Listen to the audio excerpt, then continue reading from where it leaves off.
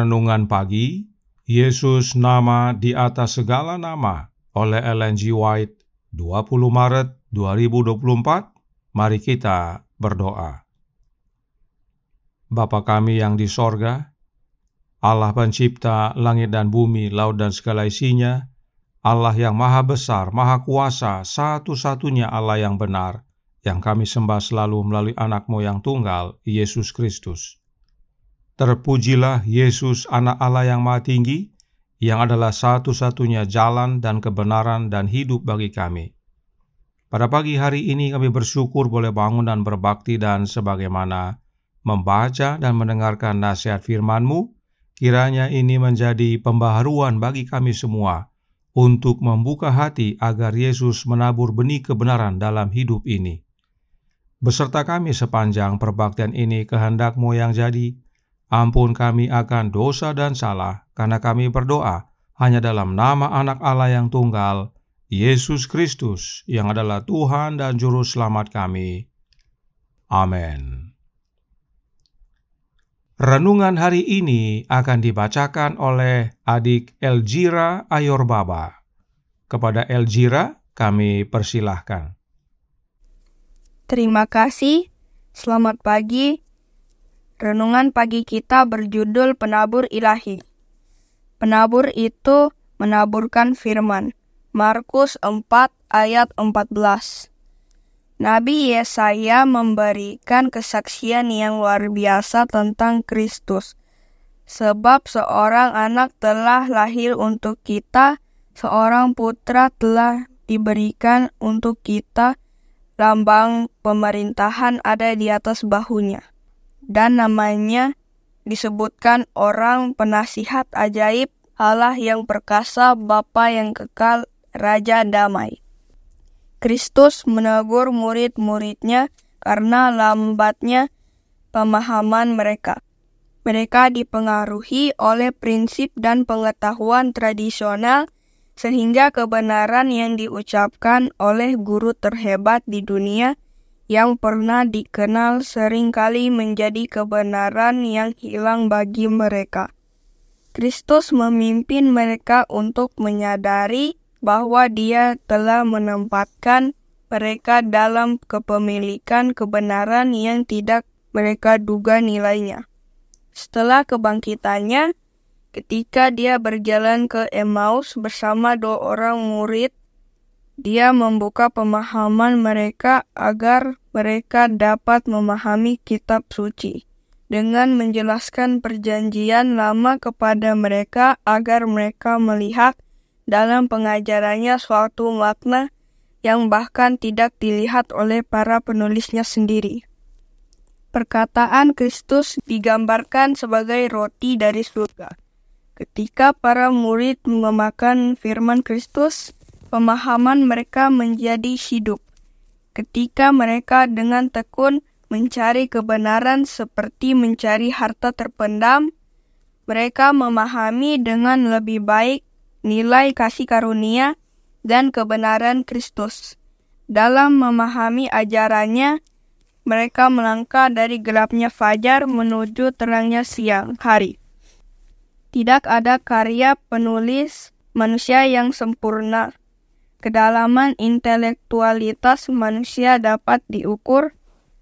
Tambang-tambang terkaya yang diproduksi manusia memang tidak ada habisnya.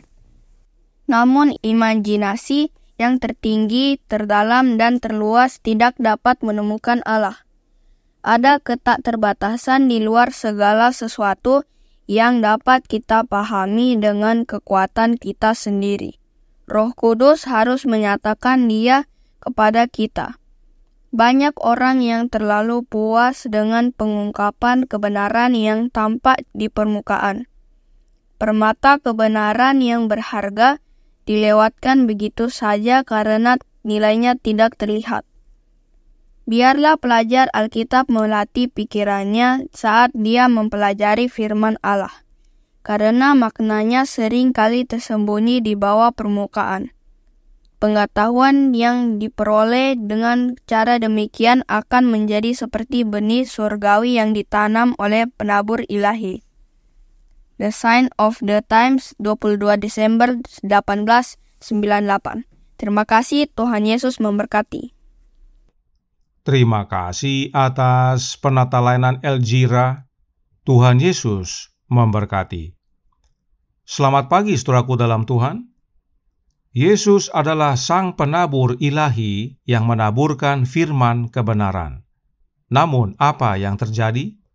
Signs of the Times, tanggal 11 Desember tahun 1893, paragraf 1 berkata, Tuhan Yesus mempersembahkan harta sorgawi kepada orang-orang Yahudi, tetapi banyak di antara mereka yang tidak mau menerimanya. Orang-orang terpelajar menganggap diri mereka terlalu bijaksana sehingga memerlukan pengajaran, terlalu benar sehingga memerlukan keselamatan, terlalu terhormat sehingga memerlukan kehormatan yang akan diberikan Yesus kepada mereka dengan menjadikan mereka pekerja bersama Allah. Pada diri para ahli Taurat, orang Farisi dan penguasa, Yesus tidak menemukan botol anggurnya yang baru. Harta sorgawi itu adalah kebenaran firman Allah.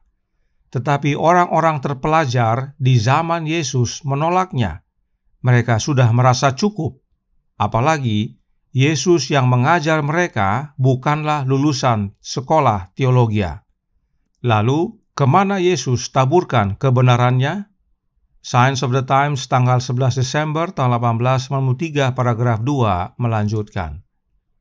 Murid-murid yang dipanggil Yesus tidak berpendidikan dan jauh dari sempurna karakternya ketika Yesus menyatukan mereka dengan dirinya. Namun mereka bersedia belajar dari guru terhebat yang pernah dikenal dunia.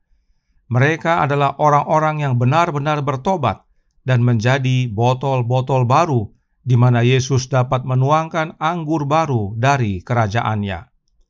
Jadi, murid-murid Yesus yang mau menjadi botol anggur yang baru adalah orang-orang yang tidak berpendidikan. Itu sebabnya Yesus berkata dalam Matius 11 ayat 25 yang berbunyi, Pada waktu itu berkatalah Yesus, Aku bersyukur kepadamu Bapa, Tuhan langit dan bumi, karena semuanya itu Engkau sembunyikan bagi orang bijak dan orang pandai, tetapi Engkau nyatakan kepada orang kecil. Dan hal ini masih terjadi sampai sekarang. Nah, mengapa Yesus harus taburkan kembali bibit kebenaran, padahal Dia sudah taburkan sebelumnya melalui para nabi? Signs of the Times, tanggal 11 Desember tahun 1893, paragraf 3 menjelaskan. Selama berabad-abad, Yesus, penulis kebenaran, melalui para nabi dan umat telah menyampaikan kebenaran demi kebenaran kepada orang-orang Yahudi dari tiang awan dan tiang api. Namun kebenaran yang diberikannya telah bercampur dengan kesalahan dan perlu dipisahkan dari kesesatan serta kejahatan. Penting untuk menyesuaikannya kembali dalam kerangka Injil agar hal itu dapat bersinar dalam kilau aslinya dan menerangi kegelapan moral dunia. Inilah pentingnya Yesus datang ke dunia ini menjadi penabur ilahi. Sebab kebenaran yang Yesus telah nyatakan kepada orang-orang Yahudi telah bercampur dengan kesalahan. Karenanya penting sekali untuk Yesus sesuaikan kembali agar kebenaran Injil dapat bersinar menerangi dunia yang gelap ini. Siapakah yang mencampur kebenaran dengan kesalahan? Para ahli Taurat dan para rabi. Dan pengaruh kesalahan ini melanda para murid sehingga meskipun mereka mau diajar oleh Yesus, tetapi mereka lamban mengerti. The Desire of Ages, halaman 412, paragraf 1, menyatakan, pengaruh pendidikan awal mereka, ajaran para rabi, kuasa tradisi, masih menghalangi pandangan mereka tentang kebenaran. Dari waktu ke waktu, pancaran sinar berharga dari Yesus menyinari mereka, namun seringkali mereka seperti orang yang meraba-raba di antara bayang-bayang. Inilah kondisi para murid Yesus, dan kondisi ini masih terjadi sampai sekarang. Ajaran para ahli Taurat dan tradisi-tradisinya menghalangi pandangan para umat akan kebenaran yang sejati. Tidak heran, Yesus tegur para murid-Nya seperti dua orang yang berjalan ke Emmaus. Yesus membuka pemahaman mereka agar mereka memahami kitab suci dengan menjelaskan kebenaran tentang dirinya dalam Perjanjian Lama. Sekarang, apakah Yesus masih mengajar kita agar kita dapat menemukan permata kebenaran dalam firman-Nya? Oh ya, Yesus masih ajar kita. Paulus berkata dalam Ibrani 1 ayat 1 dan 2. Setelah pada zaman dahulu Allah berulang kali dan dalam pelbagai cara berbicara kepada nenek moyang kita dengan perantaraan nabi-nabi, maka pada zaman akhir ini Ia telah berbicara kepada kita dengan perantaraan Anak-Nya, yang telah Ia tetapkan sebagai yang berhak menerima segala yang ada. Oleh Dia, Allah telah menjadikan alam semesta. Paulus menyatakan kebenaran ini setelah Yesus kembali ke sorga. Lalu, bagaimana caranya Yesus berbicara kepada kita dan mengajar kita? Oleh kehadiran Roh-Nya. Ingat kembali, Yesus, Sang Guru Ilahi, berkata dalam Testimonies for the Church, volume 7, halaman 159, paragraf 1. Guru Ilahi mengatakan, Rohku sendiri yang kompeten untuk mengajar dan menginsafkan akan dosa. Guru ilahi kita yang adalah Yesus Kristus, melalui kehadiran Roh-Nya yang kudus mengajar kita, dan hanya Roh-Nya Kristus yang kompeten untuk mengajar kita. Penting sekali untuk kita membuka hati agar Yesus masuk ke dalam hati kita dan mengajar kita. Sebab renungan hari ini berkata dalam Jesus Name Above All Names, halaman 88, paragraf 5. Banyak orang yang terlalu puas dengan pengungkapan kebenaran yang tampak di permukaan. Permata kebenaran yang berharga dilewatkan begitu saja karena nilainya tidak terlihat. Biarlah pelajar Alkitab melatih pikirannya saat dia mempelajari firman Allah, karena maknanya seringkali tersembunyi di bawah permukaan. Pengetahuan yang diperoleh dengan cara demikian akan menjadi seperti benih sorgawi yang ditanam oleh penabur ilahi. Inilah pentingnya kita menerima Roh Kristus dalam hati kita, agar kita dapat menemukan permata kebenaran dalam firman-Nya dan mengizinkan penabur ilahi menaburkan benih-benih kebenaran dalam kehidupan kita. Dan pada akhirnya hidup kita diubahkan, bersedia untuk menyambut kedatangan-Nya yang sudah tidak lama lagi. Tuhan memberkati, saya bawa dalam nama Yesus. Amin.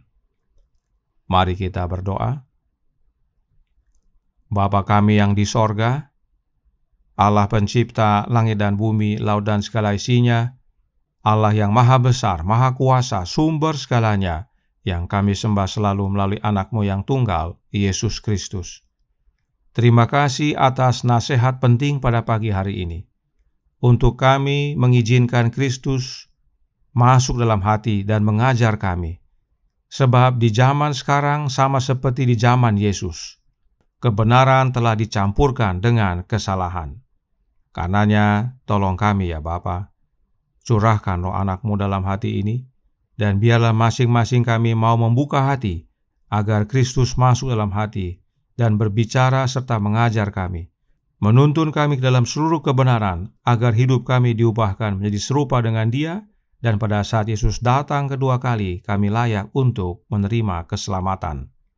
Beserta kami sepanjang hari ini kehendak-Mu yang jadi, ampun kami akan dosa dan salah, karena kami berdoa hanya dalam nama Anak Allah yang tunggal, Yesus Kristus, yang adalah Tuhan dan Juru Selamat kami.